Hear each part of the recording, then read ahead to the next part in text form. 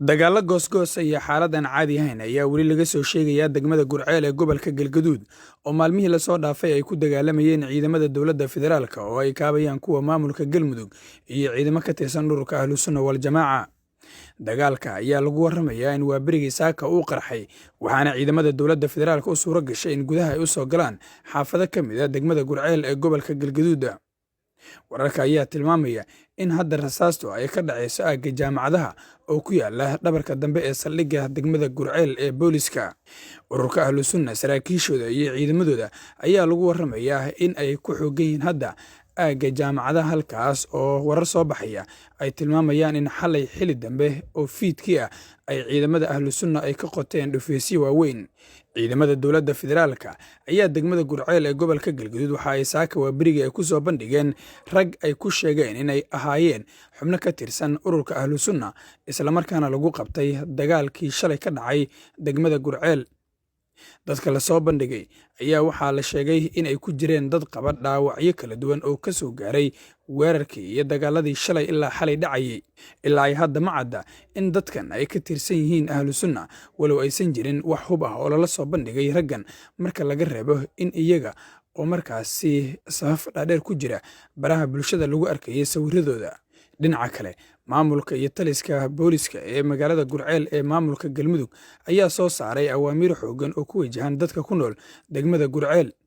Maamulka degmada Gurceel iyo mas'uuliyiinta saraakiisha amniga oo ku labisan dharka ciidamada ayaa sheegay in bulshada ku nool magaalada Gurceel aysan u soo bixi karin bannaanka inta uu soconayo waxa ay ku tilmaameen howlgal qorshaysan oo dhowaan soo gabagaboobaya. Xaaladda magaalada Gurceel ayaa weli kacsan, waxaana hadda dadka deegaanku ay ku soo warramayaan inay maqlayaan rasaas xooggan oo labada dhinac ay isweydaarsanayaan. Dhinaca kale, magaalada Muqdisho ayaa xalay fiidkii waxaa la keenay dhaawacyada saraakiil iyo ciidamo ka tirsan kuwa dowladda federaalka iyo maamulka Galmudug, isla markaana ku soo dhaawacmay dagaalkii shalay ka dhacay magaalada Gurceel ee gobolka Galgaduud ee Ahlusunna iyo dowladda iyo Galmudug oo iskaabaya dhex maray. Waxaa lagu warramayaa in isbitaalada ku yaala magaalada Muqdisho ee waaweyn hadda lagu dabiibayo dhaawacyada saraakiisha iyo ciidamada ku dhaawacmay dagaalka. Warar aan helnay ayaa xaqiijinaya in saraakiil uu ka mid yahay taliyaha ciidanka booliska ee gobolka Banaadir Farxaan Qaroole ay ku sugan yihiin magaalada Gurceel ee gobolka Galgaduud saaka, isla markaana ay hogaaminayaan dagaalka halkaasi dib uga qarxay. Xildhibaano ka tirsan baarlamaanka federaalka ee waqtigoodu dhammaaday ayaa sidoo kale wararku waxay xaqiijinayaan in ay ku sugan yihiin magaalada Gurceel ee gobolka Galgaduud, kuwaas oo iyagu la socda ciidamada dowladda iyo kuwa Galmudug ee dagaalka ku qaaday magaalada Gurceel ee gobolka Galgaduud. Xaaladda magaalada ayaa hadda kacsan, waxaana dadka lagu amray in aysan markaasi ku dhex soconin magaalada oo guryahooda ay ku joogaan. Waa dadka ku haray magaalada Gurceel, walow markii hore dadku ay ka barakaceen.